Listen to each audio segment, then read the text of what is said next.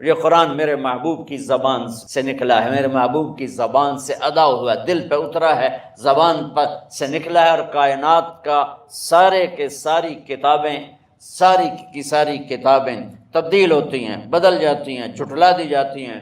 قرآن میدان میں اکیلا کھڑا ہوا ہے کہ آج تک اس کو چیلنج نہیں کیا جا سکا، آج تک اس کی ٹکر کا کلام کوئی تیار نہیں کر سکا، آج تک اس کے سامنے کوئی کھڑا نہیں ہو سکا۔ اس میں جو ہے ذالک الکتاب لا ریب فیہ، یہ دعویٰ پوری دنیا میں کوئی مصنف نہیں کرتا کہ میری کتاب میں کوئی شک نہیں۔ اللہ پہلی سطر پہ اعلان کرتا ہے ذالک الکتاب لا ریب فیہ، یہ میری کتاب ہے جس میں کوئی شک نہیں ہے۔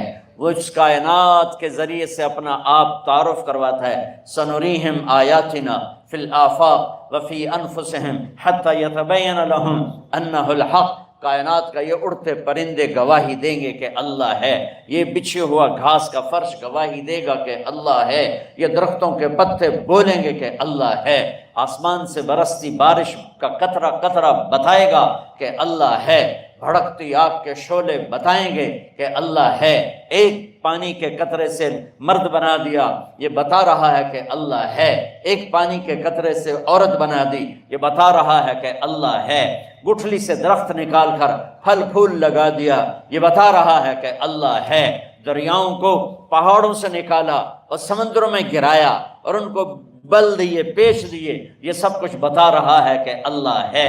پھول کی خوشبو بتاتی ہے کہ اللہ ہے، اور سانپ کے منہ کا زہر بتاتا ہے کہ اللہ ہے، اور پانی کی روانی بتاتی ہے کہ اللہ ہے، سمندر کی طوفانی موجیں بتاتی ہیں کہ اللہ ہے، مٹی کا انسان 2 انچ کی زبان سے بول رہا ہے، یہ اس بات کی نشانی ہے کہ اللہ ہے، چلتا پھرتا وجود مر کے مٹی ہو جاتا ہے اور طارق جمیل کا نام ہٹ کے ڈیڈ باڈی نام ہو جاتا ہے، یہ نشانی ہے کہ اللہ ہے اس کائنات کا۔ وَهُوَ الَّذِي فِي السَّمَاءِ إِلَٰهٌ وَفِي الْأَرْضِ إِلَٰهٌ اللہ لا الہ الا ہو الحی القیوم لا تأخذہ سنة ولا نوم لہ ما فی السماوات وما فی الارض من ذا الذی یشفع عنده الا بإذنہ یعلم ما بین ایدیہم وما خلفہم ولا یحیطون بشیء من علمہ الا بما شاء وسع کرسیہ السماوات والارض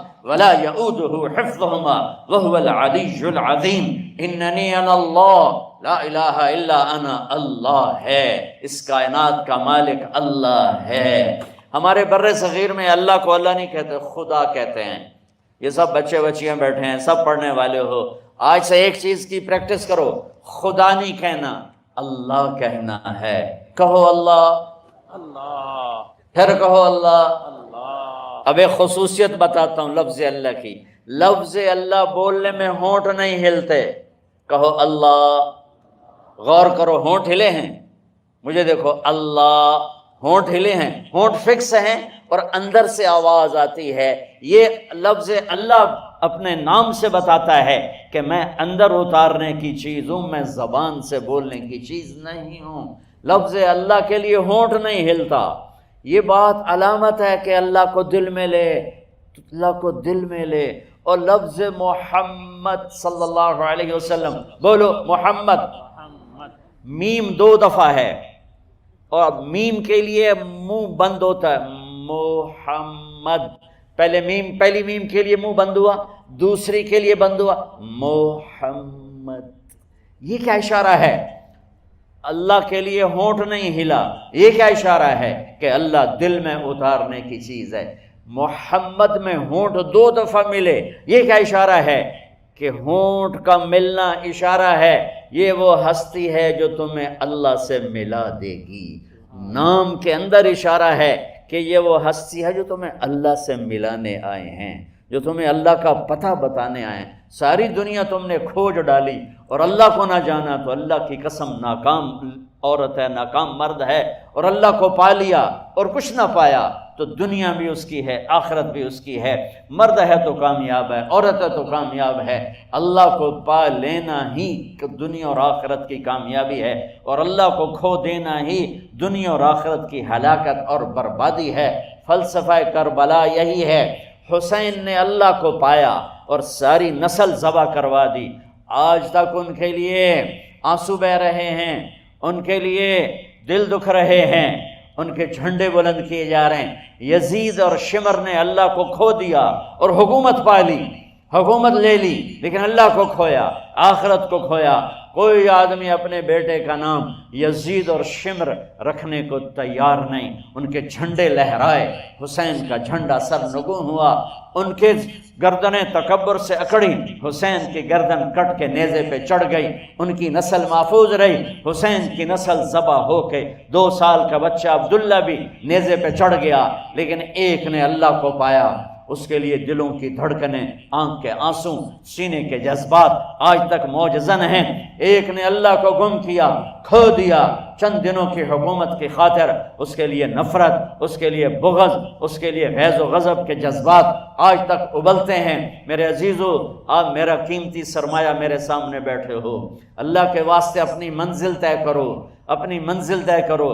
تمہاری منزل یہ نہیں ہے کہ ڈگری مل جائے اور جاب مل جائے، یہ بہت چھوٹے درجے کی چیز ہے۔ میری، تمہارے وی سی صاحب کی، تم بچیوں کی، بچوں کی ایک ہی منزل ہے کہ یا اللہ تو راضی ہو جا۔ اللہ تجھے مرنے سے پہلے حاصل کرنا ہے، ڈھونڈنا ہے، پا لینا ہے، راضی کر کے مرنا ہے۔ لیتک تحلو والایام مریرۃ ولیتک ترضی والانام غضاب ولیت الذی بینی وبینک عامر وبینی وبین العالمین خراب ولیت الشراب من ودادک صافیا وشربی من ماء المعین السراب فاذا صح منک الود فالکل حین وکل الذی فوق التراب التراب۔ اللہ کو پاتے ہوئے جو سودا کرنا پڑے کر جاؤ۔ عبداللہ بن حذیفہ کو رومیوں نے پکڑ لیا، صحابی ہیں، ان کو آگ میں ڈالنے لگے تو وہ رو پڑے۔ تو لوگوں نے رومی بادشاہ سے کہا کہ یہ رو پڑا ہے، ڈر گیا ہے، ان کا لے آؤ، میرے پاس لے آؤ۔ ان کو واپس لائے تو رومن بادشاہ نے پوچھا کیوں روئے ہو، موت سے ڈر گئے ہو؟ کہنے لگے موت تو ہمارے لیے سب سے بڑا تحفہ ہوتا ہے، میں اپنی بے بسی پہ رویا ہوں۔ کہ کیا بے بسی ہے؟ کہ بے بسی یہ ہے کہ ایک جان ہے، آگ میں گرتے ہی جل کے راکھ ہو جائے گی۔ کاش میرے جسم پر جتنے بال ہیں اتنی میری پاس جانیں ہوتی اور میں ایک ایک جان کو اللہ کے نام پہ قربان کرتا۔ آج مرنے کا مزہ نہیں آ رہا، اس پہ رویا ہوں۔ تو بادشاہ اتنا حیران ہوا، انہوں نے کہا تو میرا ماتھا چوم دے اور میں تمہیں آزاد کرتا ہوں۔ تو اس کا ماتھا چوما، انہوں نے چھوڑ دیا۔